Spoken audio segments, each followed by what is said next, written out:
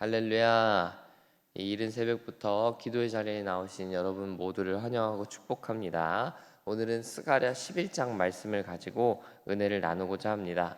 11장 말씀은 굉장히 난해한 부분이 많습니다. 스가랴 예언자는 당시 상황과 역사적 배경을 가지고 예언을 했을 텐데 그 예언이 우리에게는 좀 감추인 내용처럼 들리기 때문에 그런 것 같습니다.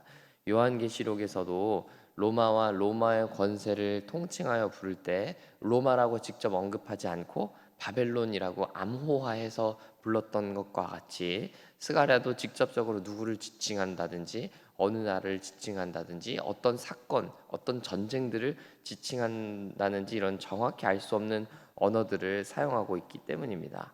그러다 보니 이 말씀이 무엇을 지명하고 있구나 정확히 알기란 쉽지 않습니다. 그럼에도 불구하고 큰 틀에서 오늘 말씀이 가르쳐 주시는 메시지를 알 수는 있습니다. 그런 차원에서 여러분과 오늘 말씀을 함께 살펴보기 원하고 우리에게 주시는 메시지들을 함께 생각해 보려고 합니다. 오늘 본문은 목자들에 대해서 이야기를 하고 있는데 우선 우리는 이 사실부터 알아야 합니다. 성경에서 목자 하면 실제 양치기를 의미하는 목자도 있지만 왕을 상징합니다.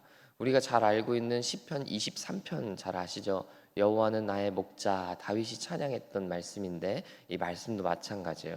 물론 하나님이 우리를 푸른 초장으로 인도하시는 목자가 되신다라는 실제적으로 언어 그대로 의미도 있겠지만 동시에 다윗은 하나님은 나의 왕이십니다. 하나님은 나를 인도하시는 왕이십니다. 고백했던 표현인 것이죠. 목자가 왕을 상징한다는 것에 절대적인 근거가 한 가지 더 있는데요. 이사야 44장에 나오는 고레스 왕에 대한 호칭입니다. 고레스는 이스라엘을 포로에서 해방시켜준 예루살렘으로 돌아갈 수 있는 길을 열어준 페르시아 이방 왕이었습니다. 고레스는 하나님을 믿고 섬긴 왕이 아니었거든요. 무엇보다 이 고레스는 양치기랑은 전혀 관련이 없는 그냥 세상 나라 왕이었어요. 그런데 하나님은 이사야 44장에서 보면 고레스를 향해서 나의 목자라고 표현하세요. 44장 1절에 보시면 이 말씀인즉슨 성경에서 목자라는 호칭은 왕을 상징한다고 볼 수 있는 거죠. 그래서 이건 사실은 성경뿐만 아니라 고대 근동 문화였어요. 목자라는 건 곧 왕을 의미한다는 것. 그러므로 오늘 본문에서 등장하는 목자라는 것은 결국 왕을 말하고 지도자를 말한다라는 것을 우리가 생각해 볼 수 있다는 거예요. 하나님 오늘 본문에서 스가랴에게 두 가지 지시를 하십니다. 첫 번째 지시는 4절에서 나오는 대로 너는 잡혀 죽을 양떼를 먹이라 라는 말씀이에요.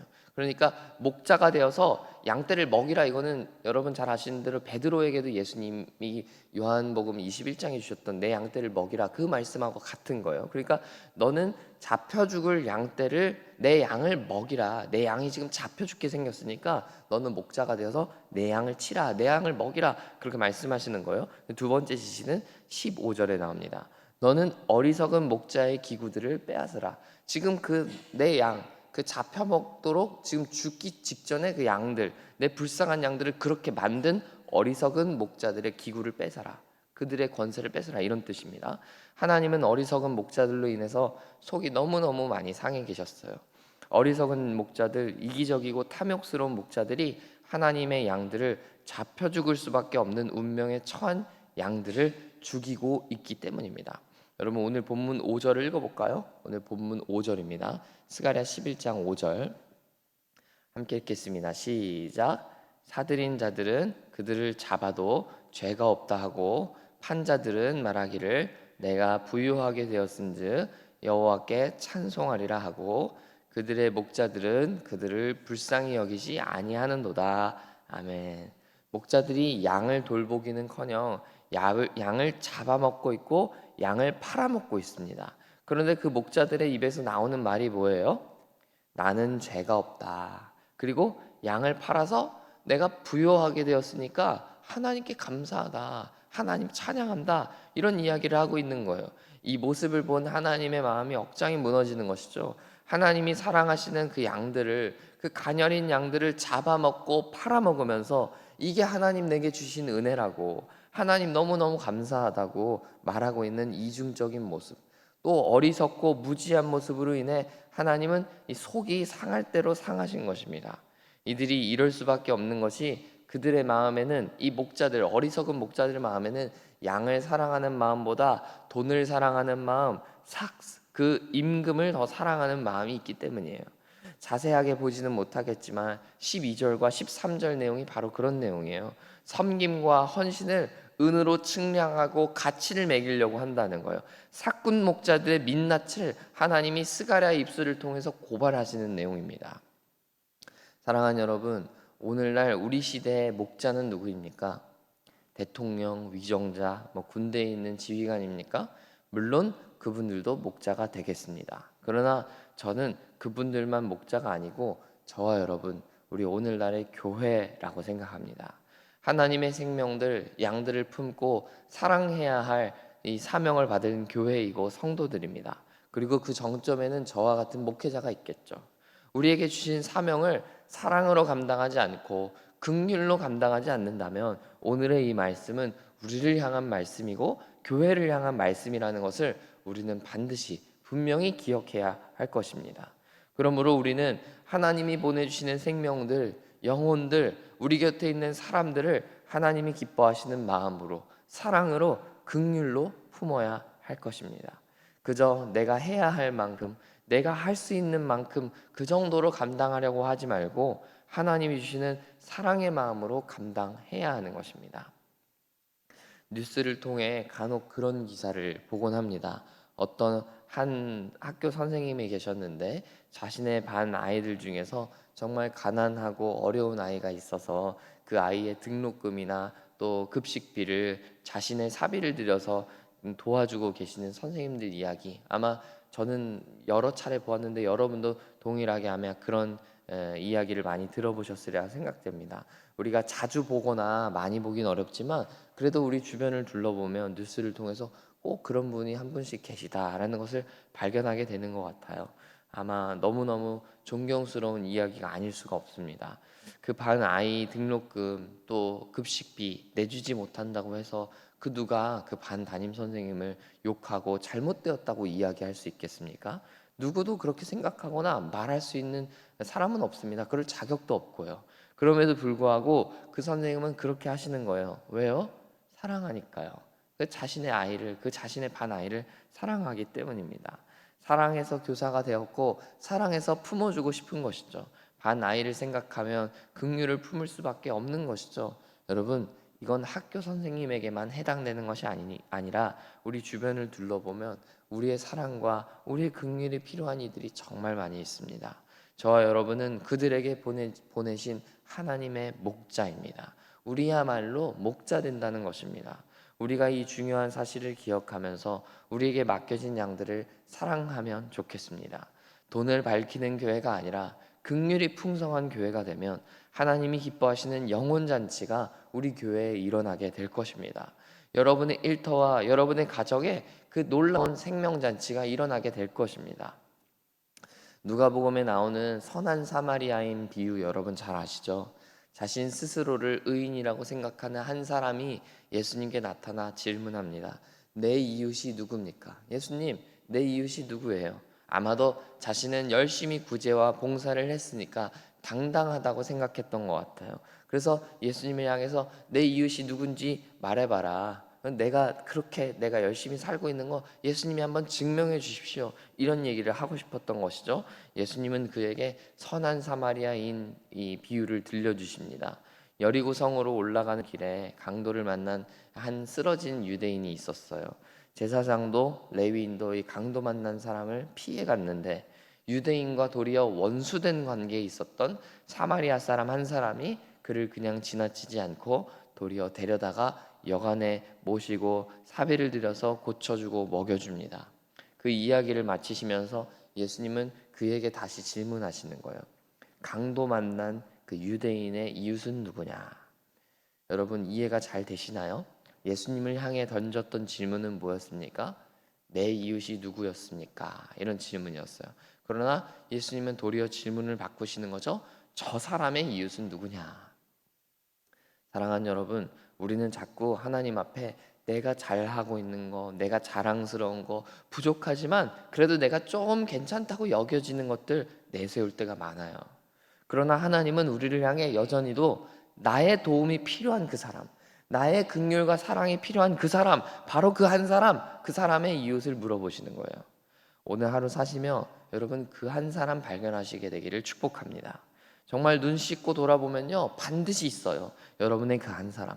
하나님이 오늘 긍휼히 여기신다는 그 양 한 마리를 발견하며 여러분 모두가 긍휼이 풍성한 예수님을 닮은 참된 목자들 다 되시기를 축복하는 것입니다. 여러분 오늘 하루 시작하면서 여러분 하나님 앞에 그런 목자 되기를 소망하는 마음으로, 하나님, 제가 하나님의 목자로서 그 사랑과 긍휼을 잘 감당하기를 원합니다, 이렇게 결단하며 기도하게 되는 저와 여러분 다 되었으면 좋겠습니다. 우리 11절을 한번 읽어볼까요? 오늘 본문 11절입니다.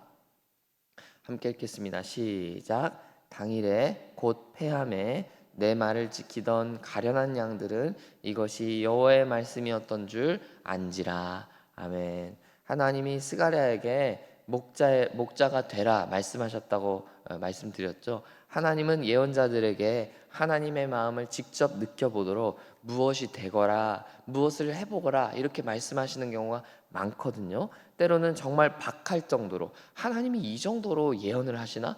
이 정도로 예언자에게 과하게 하시나? 할 때가 있어요. 우리가 잘 아는 호세아 선지자는 여러분 어떤 삶을 살았습니까?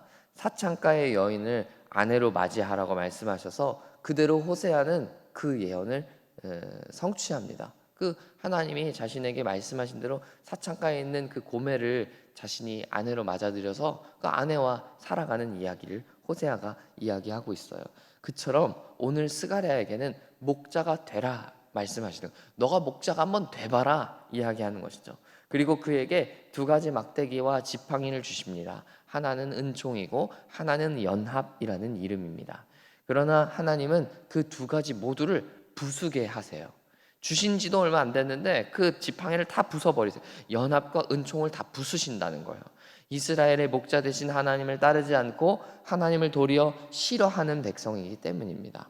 그런데 문제는 그 목자가 그 막대기들을 다 부러뜨리니까 가장 그 제일 고난에 빠지는 그 사람들은 누구라는 거예요? 오늘 11절에 이야기를 한 대로 하나님의 말을 잘 지키던 양들이더라는 거예요. 여러분 학교 다닐 때 선생님들이 들어오셔서 그 대뜸 잔소리 하시고 화내실 때가 있잖아요. 목사님이 강대상에 올라와서 잔뜩 잔소리 하시면서 소리 지르실 때가 있어요. 선생님이나 목사님 모두가 답답한 마음에, 속상한 마음에 잔소리를 길게 하셨을 거예요. 그런데 여러분 그거 아시나요? 정작 잔소리를 들어야 할 사람은 그 자리에 없다는 것을요. 정작 잔소리를 열심히 듣고 도리어 마음을 치고 회개하는 사람은 그 잔소리를 안 들어도 알아서 잘하는 사람들이더라는 거예요. 수업 시간에 졸지 말라고 그렇게 얘기해도 졸고 있는 학생은 정작 그 잔소리를 못 듣고요.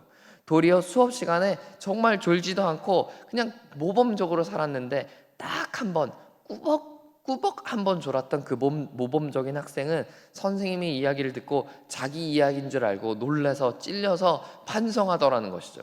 마치 그와 같은 것입니다. 목자를 안 따르던 백성들은, 그 어리석은 목자들은 아무런 죄책감도 없고 감정도 없는데 정작 목자를 잘 따르던 양들, 목자의 지팡이만 졸졸 따라다니던 그 선한 양들은 피해를 입고 고통당하게 된다라는 걸 오늘 본문이 얘기해 준다는 거예요.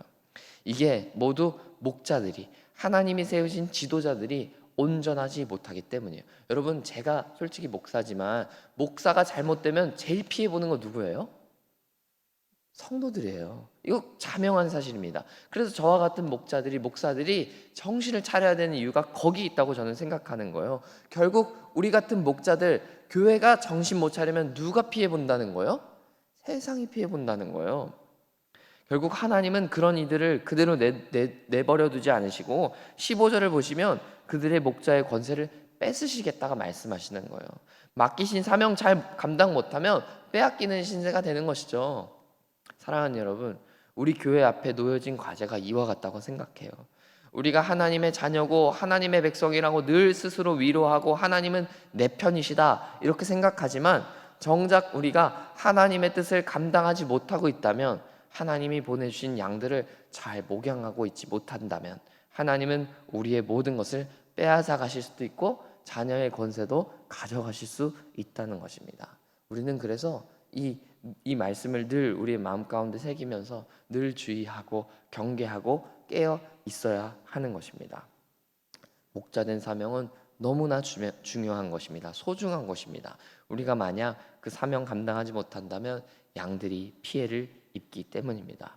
하나님이 이처럼 사랑하시는 세상이 피해를 입게 된다는 것입니다. 그러니 우리의 사명이 얼마나 중요합니까?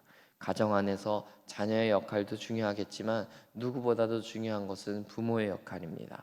학교에서 학생의 역할도 중요하겠지만 가장 중요한 역할은 누가 뭐래도 선생입니다.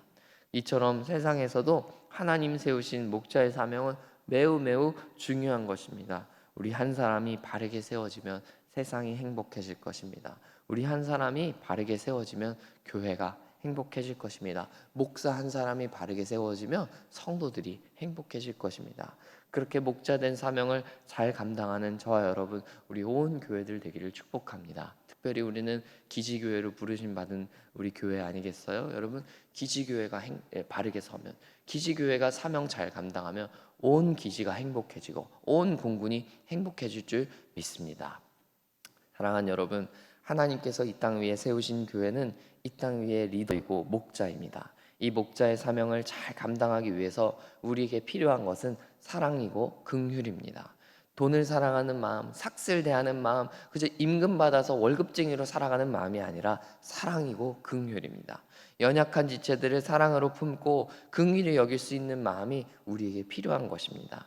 이 아침에 우리가 그 주님의 마음을 구하기를 소망합니다. 그리고 하나님이 보여주시고 내게 알려주시는 그 한 사람을 섬기기로 결단하는, 어렵고 때로는 고통스럽지만 사랑하기로 결단하기를 소망합니다.